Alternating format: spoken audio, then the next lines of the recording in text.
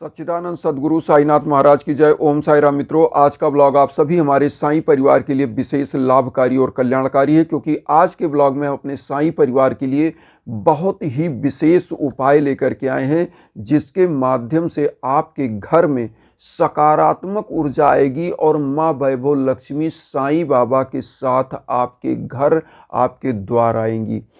बस आपको करना क्या है कि सुबह सुबह आपको अपनी दिन की शुरुआत इस तरह से करना है जैसे मैं आपको बताना चाह रहा हूँ।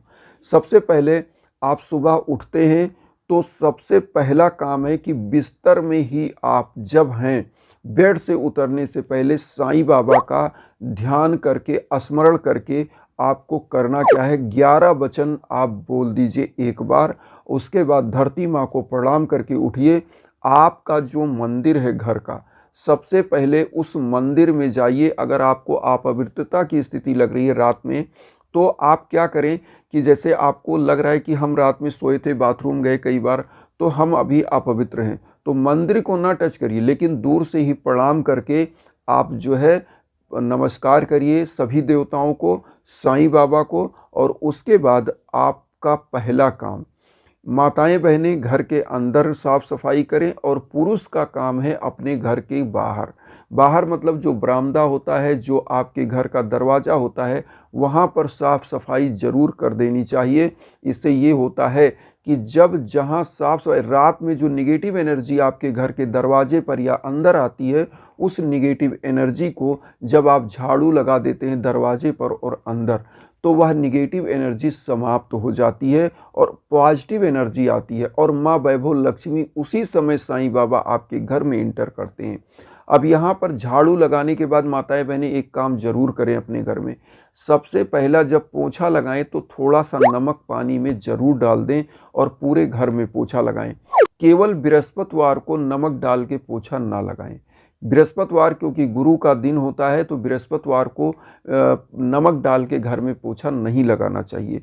और इसलिए और सभी दिन आप नमक डालकर पोछा लगाएं, तो इससे निगेटिव एनर्जी आपके घर की समाप्त होती है, आपके घर के रोग दोष कलेश विकार दूर होते हैं और वास्तु दोष भी दूर होता है। अब यहाँ पर आता है कि दिनचर्या की शुरुआत हो गई, अब क्या करें। तो उसके बाद जब आप नहा धो लें, यह सब चीज़ों से निवृत्त होने के बाद तो नहा धो लें। नहाने के बाद आप पहला काम, तुलसी जी का पौधा अगर आपके घर में है तो बहुत अच्छी बात है, नहीं है तो एक गमले में ज़रूर लगाएं, क्योंकि तुलसी का जो पौधा होता है वो माँ लक्ष्मी की साक्षात रूप मानी जाती है। तो तुलसी के पौधे में एक लोटा जल, एक धूप बत्ती, एक दीप जला करके प्रणाम करें। और इससे मान्यता है कि भगवान विष्णु, जब आप तुलसी के नीचे दीप जला रहे हो, धूप बत्ती जला रहे हो, ओम नमो भगवते वासुदेवाय, इस मंत्र का आप जाप करें और इसके बाद वहाँ धूप बत्ती लगा दें, तो ऐसी मान्यता है भगवान विष्णु प्रसन्न होते हैं और माँ वैभव लक्ष्मी के साथ आपके घर में वास करते हैं। और इसके बाद अब आपको करना क्या है, एक लोटा जल लीजिए। सबसे पहले उसमें लाल चंदन मतलब सिंदूर लाल डाल दीजिए, थोड़ा सा उसमें अक्षत मतलब थोड़ा सा चावल और कुछ पुष्प लाल या पीला आप डाल करके सूर्य भगवान को अर्घ दे दें। ऐसी मान्यता है कि आप सदा सर्वदा निरोगी रहेंगे, आपका परिवार रहेगा और आपके हर कार्य बनेंगे। माँ वैभव लक्ष्मी अति प्रसन्न होती हैं इस उपाय से। तो उगते सूर्य को यह एक काम करें। उसके बाद साईं बाबा के सम्मुख आपको जाना है अपने पूजा कक्ष में। वहाँ पर क्या करना है, साईं बाबा की जो भी पूजा करते हैं उसमें एक चीज़ आप ध्यान दीजिएगा कि संकष्ट हरण का जो उपाय होता है उसको अगर आप पढ़ सकें तो पढ़ें, और 11 वचन जरूर 11 बार पढ़ना है। उसके बाद चाहे साईं बावनी, साईं चालीसा जो आप पढ़ सकते हैं वह पढ़ें और आरती कर लें। एक घी का दीप जरूर वहाँ प्रज्वलित करें, धूप बत्ती प्रज्वलित करें, और घी के दीप से आरती करने के बाद इस घी के दीप को मुख्य दरवाजे पर रखें। मुख्य दरवाजे पर घी का दीप जब प्रज्वलित किया जाता है तो माँ वैभव लक्ष्मी अति प्रसन्न होती हैं, भगवान विष्णु के साथ आपके घर में विराजमान होते हैं और साईं बाबा इस दीप के साथ ही आपके घर में सदा सर्वदा निवास करते हैं, उनकी ऊर्जा बनी रहती है। तो यह उपाय करने से निश्चित रूप से घर की आर्थिक स्थिति सही होती है, घर के वास्तु दोष दूर होते हैं घी का दीप जलाने से। घी का दीप जब जलाया जाता है तो एक चीज़ जान लीजिए, जिस घर में वास्तु दोष होता है उस घर का कोई उन्नति नहीं होता है। यहाँ पर हम अपने परिवारों को, सभी साईं परिवार को यही बताते हैं कि जब घर में भीषण बाधा हो तो हवन के बारे में हम क्यों बताते हैं?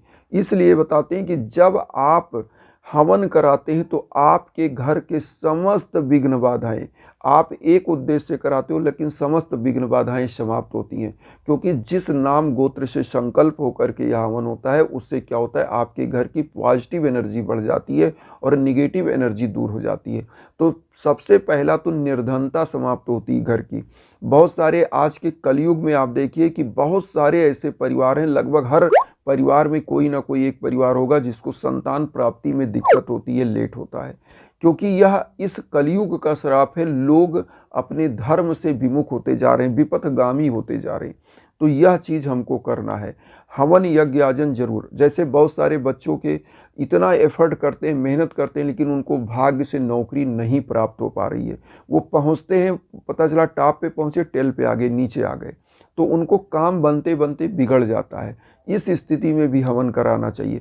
अब जैसे बहुत सारे परिवार हैं, उनका बिजनेस अच्छा चल रहा था लेकिन डंप हो गया, तो ऐसी स्थितियां क्यों बन रही है? कोई ना कोई निगेटिव एनर्जी आपके घर में है जो आपके उपाय से नहीं सही हो रही है। जैसे आप छोटे से कोई रोग हुआ, आप घर में दवा किए, ठीक हो गया, लेकिन जब वह रोग बड़ा हो जाता है तो उसके लिए आप बड़े डॉक्टर के यहाँ जाते हो।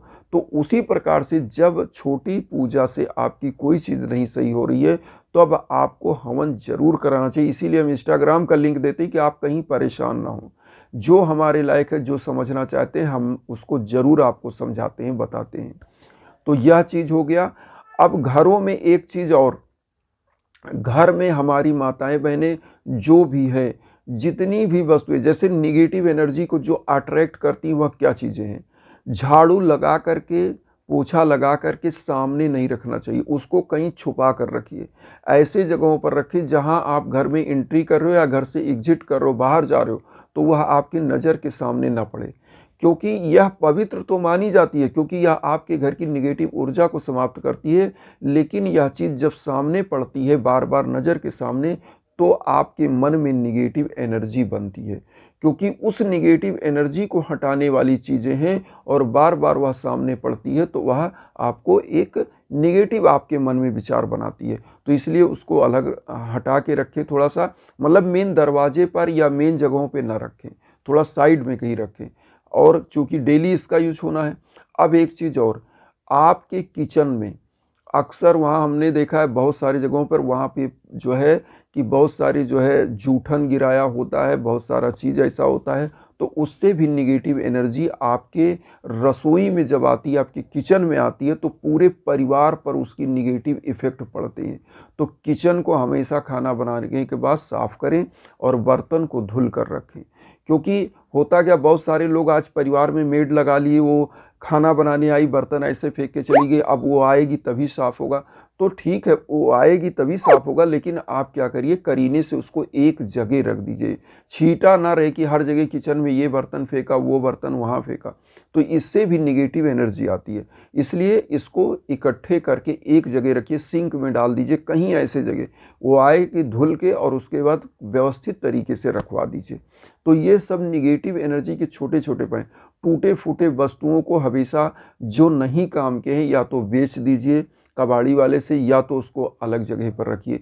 क्योंकि यह चीज़ें आपके जब सामने बार बार पड़ेंगी, सुबह आप ऑफिस जा रहे हैं, कहीं शुभ कार्य के लिए, तो यह अशुभता आपके मन में लाते हैं।